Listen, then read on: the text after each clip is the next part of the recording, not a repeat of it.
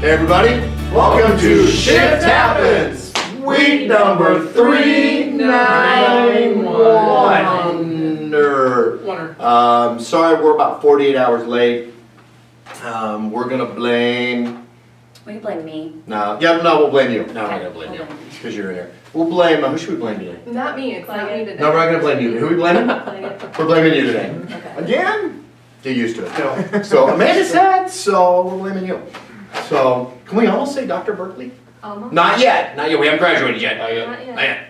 When do you graduate? The 23rd of February. And when do you graduate? One person One after second me. after her. So she's a doctor before you. Yeah. She's a learned doctor. I'm a year and a half younger. What's that? I'm a year and a half younger. Well, she probably pulled you along the way. No. Come on, let's go. You probably rode her away. You were surfing. So I'm just going to call you Surfer Angela then. Alright. So what are you going to do? Leave? Leave. You can't leave. Are you going to leave like in 11 days or something like that? Oh, I don't know. We don't know yet. Oh, okay, we don't know yet. So we'll find out. Mom, Dad, if they don't leave, I'm sorry. I guess we're keeping it. Where are you guys going to live? In our basement? It would provoke my wife to get the basement done. Say yes. Yeah. Okay. Yes, the basement's going to get done. So anyway, I'm excited by that. So thank you. The basement. I mean, not excited that you're living in our basement, which is weird. You have to. Somebody's got to sleep below the dog, and that's man. He does not shut up. But the basement will be done. So which is way cool. So we're joined here by Krysta. What's your name? Your name is? Famous Krysta. There you go, famous Krysta. So Krysta's been with us for 36 months now. 3 years. 36 months. It just sounds longer. Okay.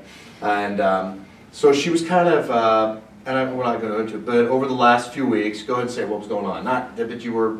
I wasn't sleeping. And so I was like, all right, let's do some new scans, right? And Sean, can I get you to go up there and zoom in on the scans as they come? So we decided, so let's go to the very first one here. This one? Let's go to this bad boy right here.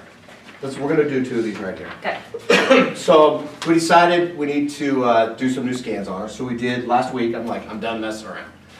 Let's do a couple new scans. This is the first one with Dr. Rifton's work with the Neuroinfinity HRV, which is the heart rate variability. For some in our profession out there, they don't have a clue what that is, but it measures the body's state of adaptability. So you can see here, she's in that normal area. The yellow dot is Krista's normal state of adaptability, so we're pretty solid there. Let's flip to the next one. Then we're going to measure that neurological component as it tells us how the parasympathetic system, which does what, Dr. Francor?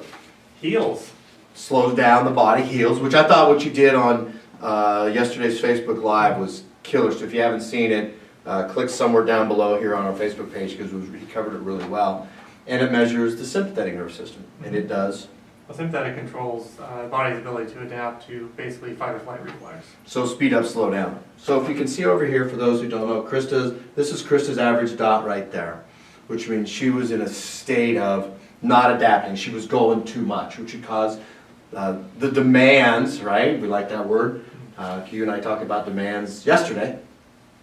Even though we had the same clothes on yesterday, we had a sleepover, we kept the same clothes on. So we didn't record this back to back. But the demands being placed on her, the body couldn't adapt. Right. So we could have added something, we could have added a pill, which would have done what to the body? Created more stress. More chaos, more stress. We could have changed her diet. What's that going to do? I mean, probably better, but is it really going to impact the neurological component? No. So what we did is we're like, oh my gosh, we have an overloaded parasympathetic nervous system. So we decided let's run a new scan, and we worked on you daily, right? Almost for about a week. Mm-hmm. So let's flip to today's scan. We'll flip to this one of today's scan. And of course you got to tell your story. You can tell a little bit too, and I'll shut up. So we probably should have had this done prepared, but that's how we roll. So now I want you to look here. Look where she's at now. She's in that optimal state. Almost, she's dipping down here with her movement. She's in that Navy SEAL state where she's adapting above and beyond. Which what that means is now our sympathetic and our parasympathetic nervous system are creating a state of balance. When we had a state of balance, the body can do what better, ladies? Go ahead, say it again. Adapt. Yeah, say it like you mean it. It can Adapt. adapt. We're in a state of adaptation from the demands that are being placed on the body. So I'm going to ask you, Krysta, and this is not at all canned. She showed this to us yesterday, even though we had the same clothes on. What did you do your first night after you noticed this? After I noticed, Well, not before you noticed, I should say Monday night. What happened? I slept For the first time in, 2 or 3 months. which is just crazy that was going on. Now, I'm going to bust her hump here. I didn't know about this until last, Month. yeah, and I was like, what the heck? And so I kind of got after her a little bit. I might have chewed on her ear. That's where her hair's covering her ear. And I did a Mike Tyson on her. Arr! And went after her, and we really started giving her specific chiropractic care to her atlas, which created everything to calm down. So let's flip to the other scan.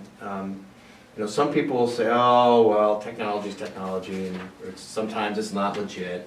So this is the Insights HRV, which we love. We totally love it. But here's kind of cool.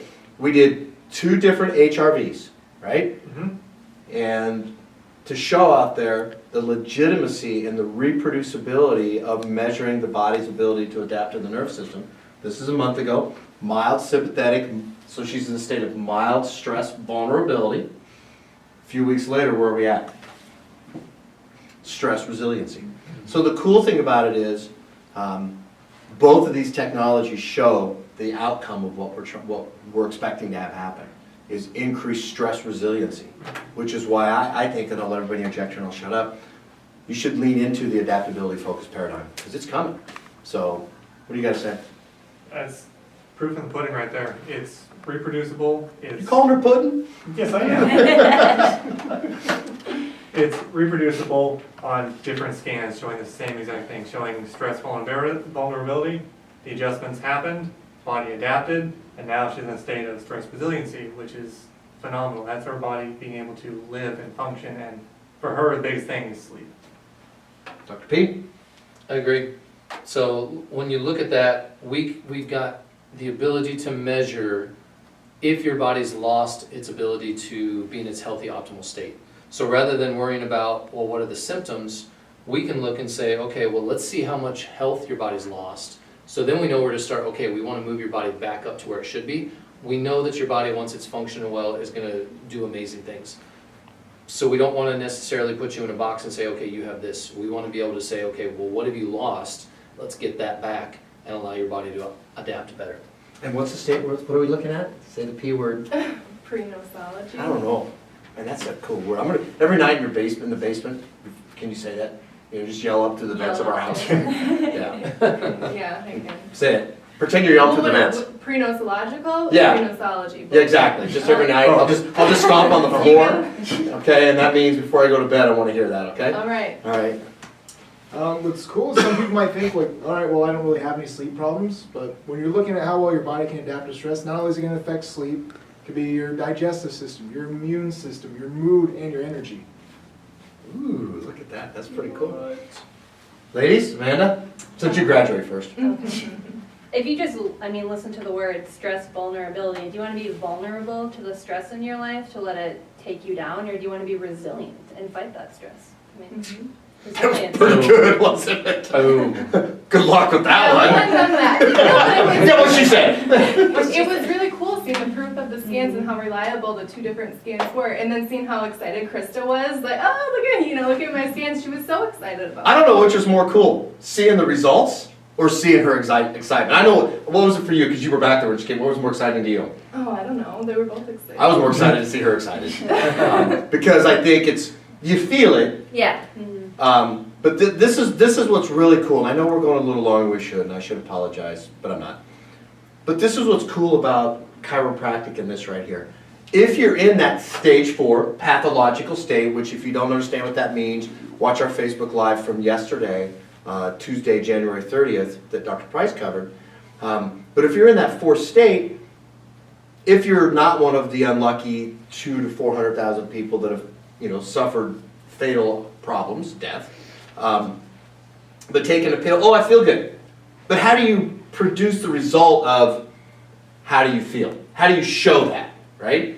versus what we do in that other 70 to 90% that's being missed. That's what we as chiropractors work on. You can see the reproducibility that, hey, it's not only here on this technology, but it's also on this technology too, so it can be reproduced. It can be shown. What I want to know is, I'll end with this unless you guys have anything to say. Patients, this is what you get in our office. Both technologies, regardless. Chiropractors out there, what are you using to measure the state of adaptability? What are you using to measure vulnerability or resiliency? What is that? So with that, you got anything else? Good. Got anything else?